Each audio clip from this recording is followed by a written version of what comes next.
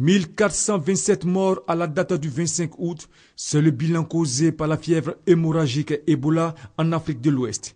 Et même si la Côte d'Ivoire n'a pas encore été touchée par cette maladie virale, force est de reconnaître que d'importantes campagnes de sensibilisation sont menées pour réduire les risques de contraction de la maladie.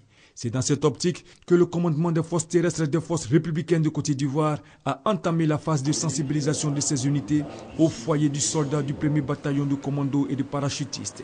À cette occasion, le médecin lieutenant-colonel Joseph Ourega de l'armée de l'air a expliqué l'origine de la maladie, ses modes de transmission et de manifestation et les moyens de prévention. Cette maladie virale se transmet selon lui à l'homme à partir d'animaux sauvages infectés et se propage ensuite dans la population par transmission interhumaine. Les études à ce jour, selon lui, n'ont pas permis de déterminer un vaccin contre la fièvre Ebola. Cependant, des moyens sont mis en œuvre pour prévenir les risques de contamination.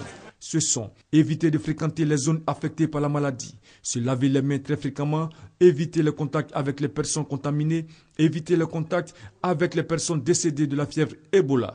L'action des forces républicaines de Côte d'Ivoire ne se limitera pas à la simple sensibilisation de ses personnels. L'armée ivoirienne accompagnera le ministère de la Santé et de la lutte contre le sida dans sa lutte contre l'épidémie de l'Ebola en renforçant les contrôles aux postes frontaliers et sur les 33 barrages autorisés sur l'ensemble du territoire.